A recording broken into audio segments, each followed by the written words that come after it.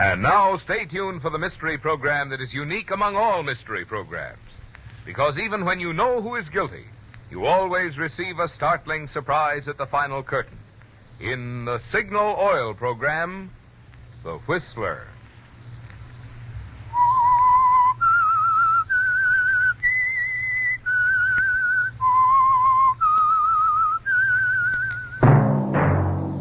Signal, the famous Go Farther gasoline, invites you to sit back and enjoy another strange story by The Whistler.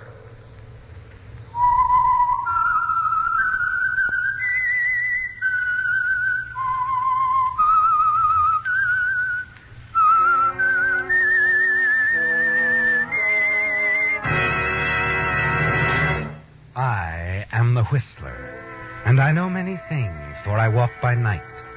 I know many strange tales hidden in the hearts of men and women who have stepped into the shadows.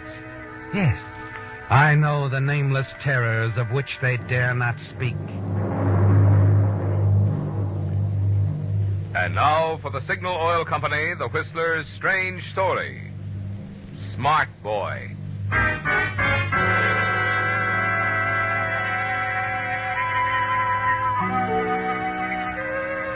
Carl Maxim sat waiting in the paneled outer office of Marty Randall Enterprises. The room was tastefully done, expensively furnished. At the lone desk in the far end of the room sat a tasteful, expensive secretary, a harmonious addition to the rest of the furnishings. She looked up, smiled at Carl, and nodded toward the door marked Marty Randall, Private. He returned her smile, got up, and walked into the private office, closing the door behind him. The small, squat man at the desk, Marty Randall, looked up as Carl entered, stared at him with bland gray eyes for a minute before he said, Got the money? Right here, Marty. I'll just toss it on the table. Mm-hmm. 10 grand. 2,500 from Pete Baywood, 7,005 from Keeler. Want to count it? No, I don't have to. You say it's 10 grand, it's 10 grand. Thanks. I like guys I can trust, Carl. Remember that. Have any trouble? Baywood moaned a little. So what'd you do? Let him moan. Good. He likes to complain, doesn't mean anything. That's what I figured. Got anything else for me today? I surprised you, didn't I? What do you mean, Marty? 10 grand's the biggest slice you ever collected for me, isn't it? Yes, it is. I didn't count it when you handed it over. That surprised you, didn't it? Maybe you were being polite. I don't have to be, you know that. I know better than to try to hold out a couple of bucks on you, Marty. Yeah, that's what I mean. You've been with me 6 months now, Carl. I think I got you pegged. You're smart. You're a smart boy. But I noticed something else about you. Yeah?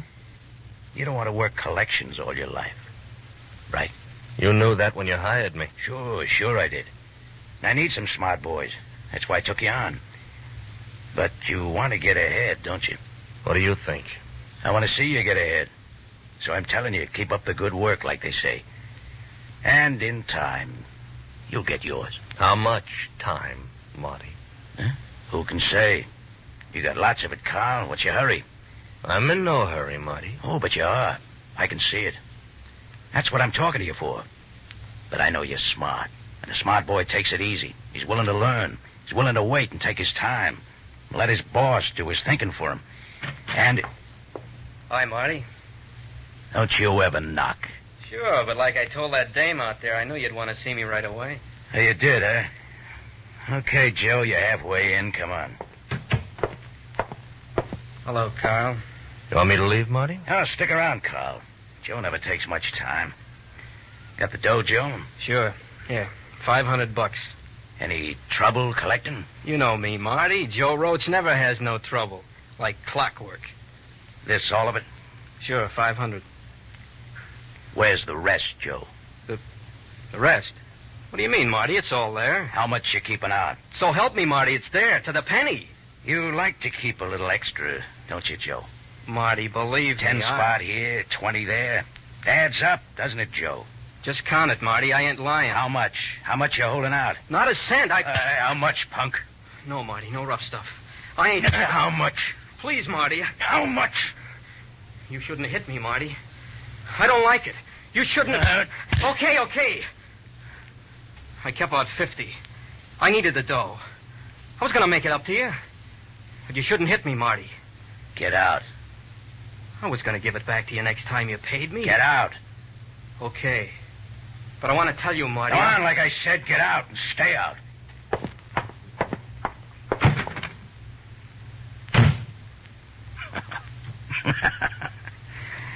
For a lousy $50, he's a punk. Well, Carl, you want to get ahead.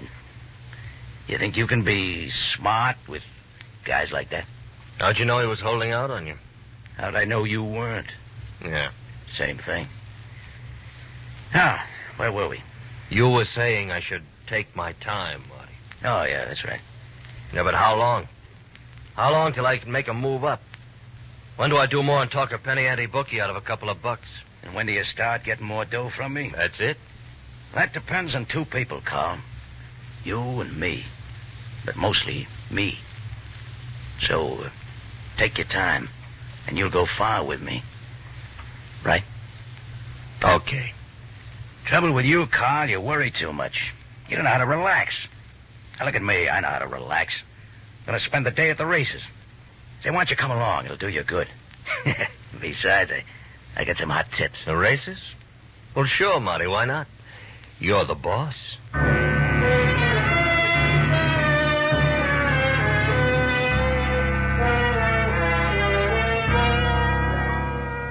Well, Carl, there it is.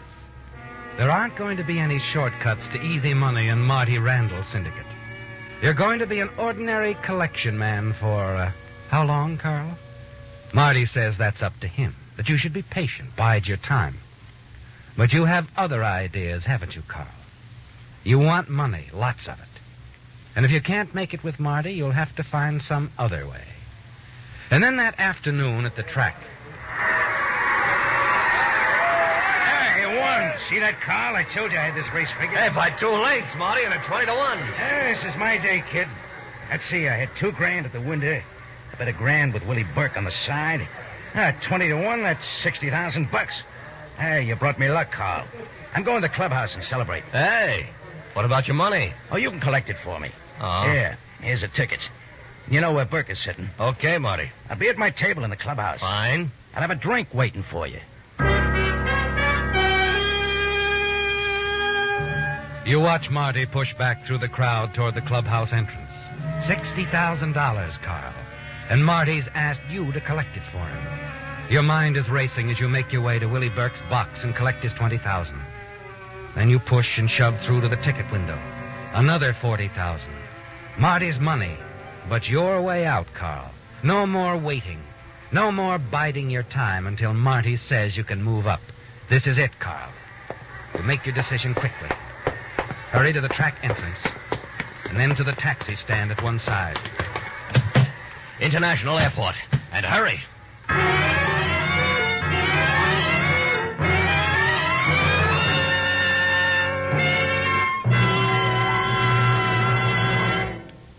Do you know how quickly your car can accelerate in an emergency?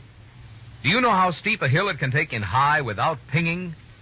The chances are you don't know if you haven't tried Signal Ethyl.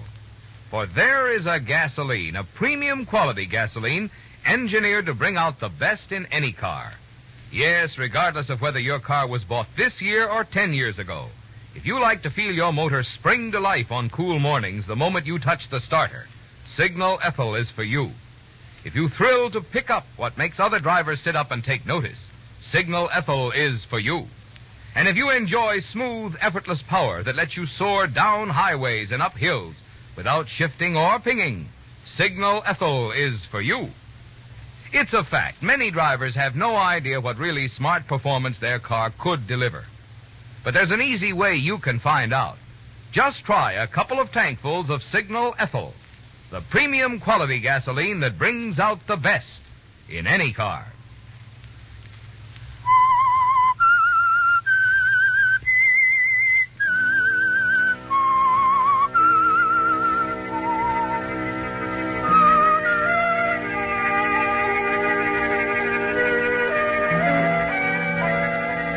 It was easy, wasn't it, Carl? Almost too easy. And now 2 years have passed. Yes, it's been 2 years since you walked out of a racetrack with $60,000 in winnings belonging to gambler Marty Randall, your boss. You flew to South America with the money, stayed in remote villages where no one had ever heard of Marty Randall. And when you thought it was safe, you returned to the United States, changed your name from Carl Maxson to Carl Baylor, and bought a hotel in the small, select Sierra resort town of Ridgely. It's been a profitable investment, hasn't it, Carl? And Ridgely is almost as secluded and remote from Marty Randall as your village hiding places were in South America. In a matter of 6 months' time, you've become a successful, respected member of the community. And one of your best friends in Ridgely is Ed Hawthorne, the genial chief of police. Well, Ed, hi, sit down. What can I do for you? Well, you can tell me why the Sam Hill ever ran for chief of police. Oh, burdens of public office weighing heavily upon you? Carl, when I was just a cop, I spent my spare time doing whatever I felt like doing. Since I've been chief, if it ain't a lecture for the ladies' aid, then it's selling these doggone raffle tickets. The penalty you have to pay for high public acclaim. Yeah, none of it isn't. Well, since you're chairman of the raffle sales committee, you'll be glad to know that I've sold 10 books. 10? Hey, terrific, Ed. How'd you do it? Use your badge to intimidate people? I bought 8 of them myself. Oh, I should have known. Oh, that's swell of you, Ed. Nonsense. This was a fine idea of yours, Carl. A raffle to raise money for a kid's playground. Oh, I just thought of it before somebody else did, that's all. Don't soft soap me, Carl Baylor. What are you doing here, anyway? What do you mean? I mean, how come you picked Ridgely? Oh, I like Ridgely, Ed. Yeah, but a young fellow like you with a head on your shoulders, don't misunderstand me. We're lucky to have you here. But you could be going places. Instead, you settle down here in Ridgely, where nothing much goes on except during the tourist season. No daily papers, bad radio reception. Well, like I said, Ed, I like it here. Nice and quiet without too many people shoving you around. Well, that's Ridgely, all right. Oh, say, you hear about the new addition to the population? Somebody new in town? Yeah, young widow. Just moved in the old Carlisle place up on the hill. Oh? Her name's Claire Underwood. They say her husband owned half the lumber in the Northwest. Kind of nice-looking lady, too. For good? Hmm? Is she staying here for good? Oh. Yeah, seems like. She says she wants to live in a nice, quiet little town. Just like you do, Carl. Say, maybe you two have a lot in common.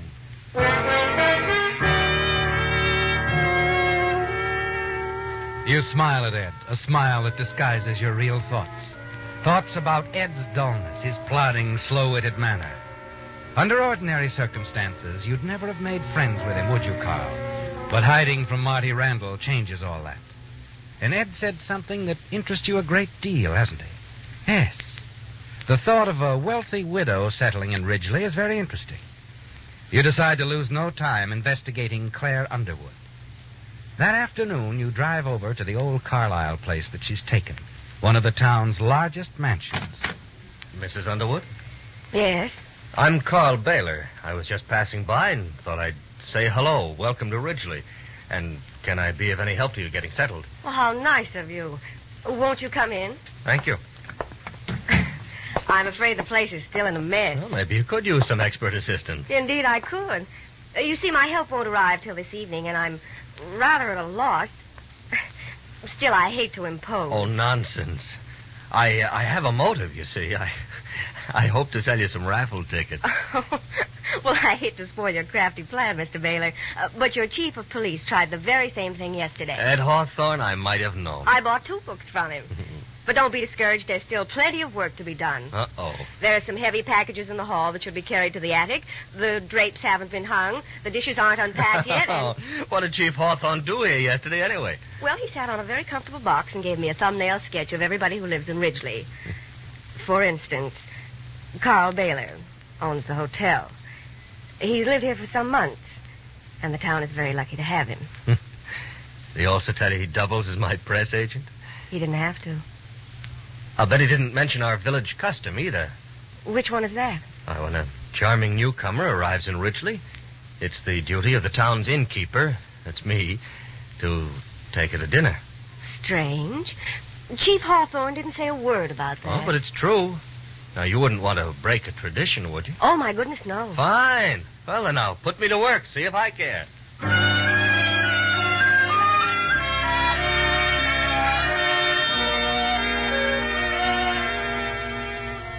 You do your work very well, don't you, Carl? Marty would be proud of the way you're taking his advice, biding your time with Claire Underwood. For the next 2 weeks, you help her get settled, introduce her to your friends, and the two of you spend many evenings together. Yes, Carl, you're doing a good job of groundwork. As the weeks pass, you're sure Claire's beginning to fall in love with you. And you'll take it easy, won't you, Carl? Play it safe. So that one day Claire and her fortune will be yours. Things are going well, aren't they? And then one night, you return to your hotel after a date with Claire. You start through the bar on your way to your office. Well, well, if it ain't my old friend Carl. Well, who it? Joe. Joe Roach. Small world, ain't it? What are you doing here? Sitting at the bar having a drink. Want one? No, I don't. How about coming into my office? You got one? Yeah. Sure, don't mind if I do. This way? Right in here. Well, you got an office and everything. You the manager? I own this hotel, Joe. Oh, and the name is Baylor, Carl Baylor. Yeah? You know, you look pale, Carl. Real pale. What brought you here, Joe? Nothing. Just drifting. Mm-hmm. How's Marty? Marty? Yes, what's he doing now? Funny you'd mention Marty, Carl. Is it? Yeah, he'd like to see you. Mm-hmm. He'd like to see you a lot. He would? I understand he's always asking about you. Nobody knew where you went when you skipped out with his money. Marty's willing to pay a nice piece of cash to know where he can find you. Yeah. Funny thing. You know, Marty don't like me. Yeah, but I could work for him again. I could do it real easy. I just tell Marty where you are, and everything is hunky-dory. Is that what you're doing here, keeping out of Marty's way, huh? Yeah, just like you, Carl. Only there's a difference. I can go back if I tell Marty where you are. How much, Joe? Bet Marty will be real tickled to get his hands on you. How much? Marty will want to pay me something for bringing him the news. Marty can be real generous when he wants to. How much do you want from me, Joe? I'm your pal, Carl. We can make a deal. I won't turn you over to Marty.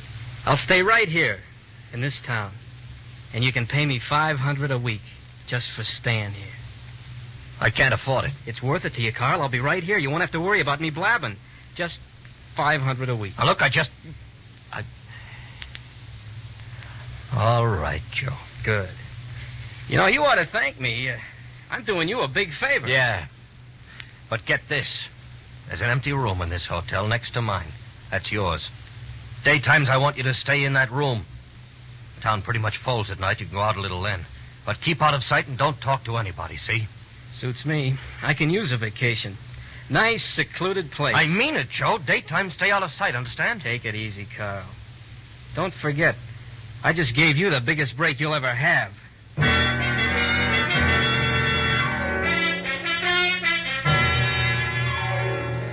Well, Carl, it's finally happened. After all your running and hiding, one of Marty's old gang has finally caught up with you in Ridgely. Joe Roach. You can't afford the $500 a week it will cost you to keep Joe from telling Marty Randall where you are. But if Marty should find out, it'll cost your life, won't it, Carl? And keeping Joe out of sight, unnoticed in Ridgely, is not a simple problem either. What would Claire Underwood think of your association with Joe and Marty Randall, Carl? And Chief of Police Hawthorne? Yes, Carl. You must be very careful and smart. You'll know that the next day when Chief Hawthorne calls on you. Have a chair, Ed. Oh, thanks, Carl. I will. Something the matter, Ed? You look worried. Oh, I guess I am. Carl, have you seen a stranger in town? Yesterday or today? Stranger? Little guy, thin, wearing a flashy suit. Looks like the racetrack type. No, Ed, I can't say that I have. Why? Well, I saw him this morning coming out of your hotel. Out of here? Yeah. That don't mean anything, of course, but he's the kind of fellow you notice, you know. I didn't like his looks. Something kind of familiar about him, too. Familiar? Yeah. You think you know who he is? No, but I've seen his face somewhere before. Oh. I guess I've taken my job too seriously. But I don't like characters like that in Ridgely. You're sure he isn't registered at your hotel here? Oh, I haven't seen anyone fits that description, Ed. Maybe he was just driving through, stopped here for a few minutes to eat or something. Yeah, maybe. Carl. Hmm? You sure you don't have something to tell me? Because if you're in trouble of any kind, I'm your friend. No, Ed, I don't have anything to tell you. I'm in no trouble. Okay, Carl. If you see this fella, let me know, huh?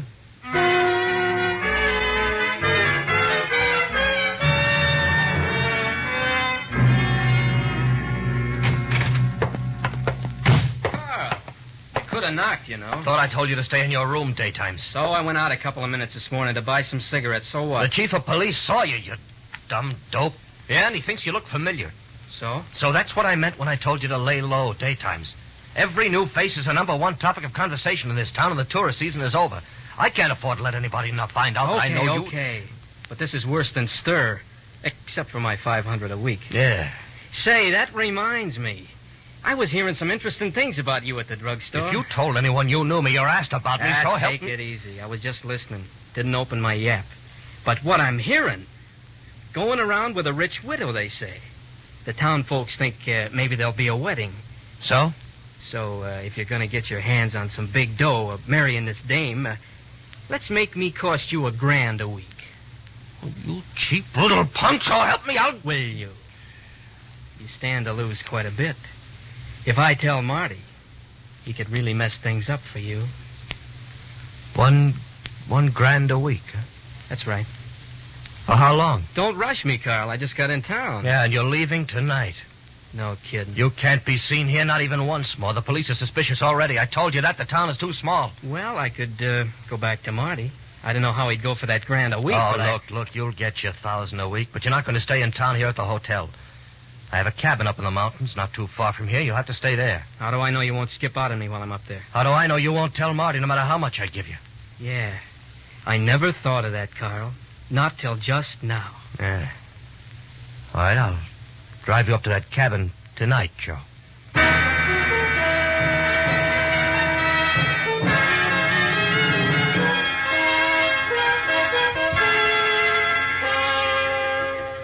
You're sure of what you're doing now, aren't you, Carl?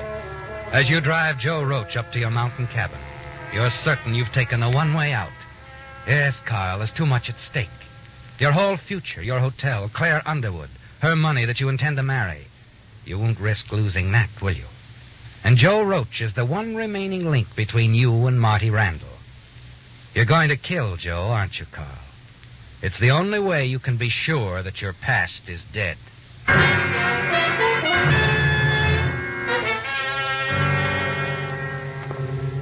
Hey, this cabin is okay. Big windows, fine view, nice bed. Of course, it's a little isolated up here, but I think I'll like it fine. Hey, you got any booze? What are you doing, Carl? You can see, Joe. I'm holding a gun. Oh, hey, now, wait a minute. You figured me wrong, Joe. You figured me all wrong. Oh, please, Carl, look. I'm all set, Joe. Own a nice little hotel in a resort town. Lots of miles between me and Marty Randall. We can make a deal, Carl. Anything you say. Everybody likes me in Ridgely, Joe. They respect me. I'm making good money. Pretty soon I'm going to get my hands on all the dough I'll ever need. Sure, Carl. So you don't want no murder rap? Marty'd never think of looking for me here, Joe, would he? Look, you gotta... So everything's perfect except for you. You can ruin everything. Just one word from you and I'm finished. I tell you, I'll leave. You don't know what you're doing. I'll never be able to rest a minute while you're alive, Joe. I'll always wonder, will he tell Marty? Will he keep coming back for money? Will he tell Marty? Listen to me, Carl. You gotta believe me. You gotta believe...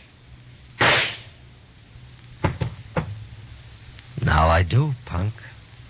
Now I believe you.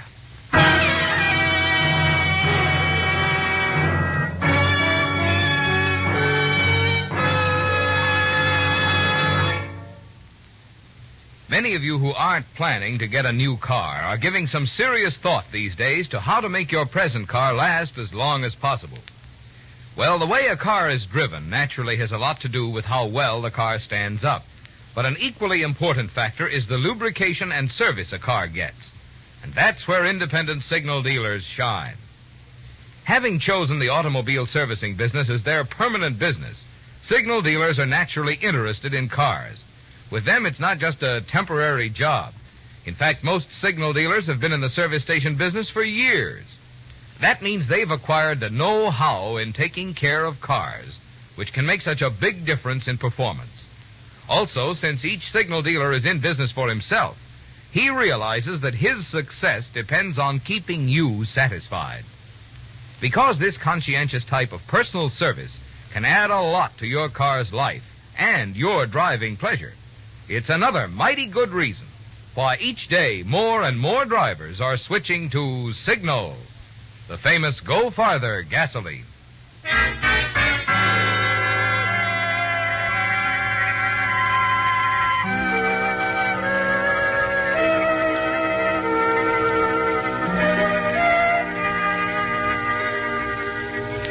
Well, Carl, Joe Roach is dead, isn't he? And with him, you're sure that your past is dead, too. You're certain that Marty Randall will never find you and kill you for running out with his $60,000. With Joe Roach out of the way, you're sure you're in the clear.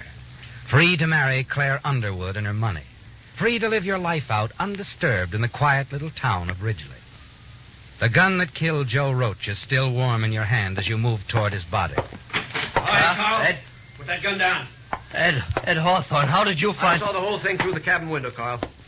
Oh. I wish I hadn't seen it, too, believe me. Oh, I guess there's nothing I can say. Nothing except why you did it? Oh, it was blackmail, Ed. Just plain blackmail. I wish you'd told me you knew this man. This wouldn't have happened. I could have taken him off your hands, Carl. You could have what? I told you this guy, Joe Roach, looked familiar to me. And I told you I was suspicious of him. Yeah, I remember. I did some checking, then I set a wire. Tonight I got my answer.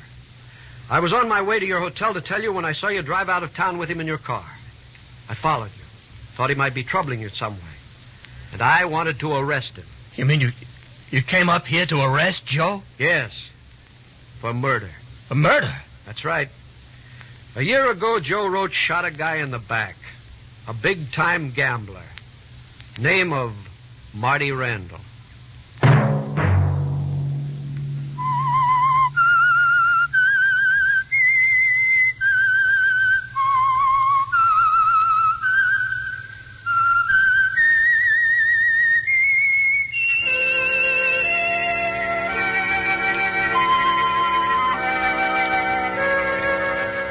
Let that whistle be your signal for the Signal Oil program, The Whistler, each Sunday night at the same time.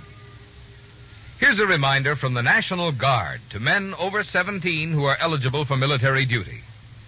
If you want to be sure of staying with buddies from your own hometown, train with your local National Guard unit.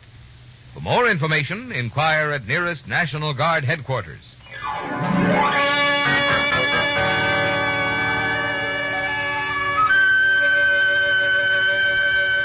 Featured in tonight's story were Bill Foreman, Larry Dobkin, Jack Smite, and Tom Tully. The Whistler was produced and directed by George W. Allen, with story by Norman Kramer, music by Wilbur Hatch, and was transmitted to our troops overseas by the Armed Forces Radio Service. The Whistler is entirely fictional, and all characters portrayed on The Whistler are also fictional. Any similarity of names or resemblance to persons living or dead is purely coincidental. Remember at the same time next Sunday, another strange tale by The Whistler. Marvin Miller speaking for the Signal Oil Company. This is CBS, the Columbia Broadcasting System.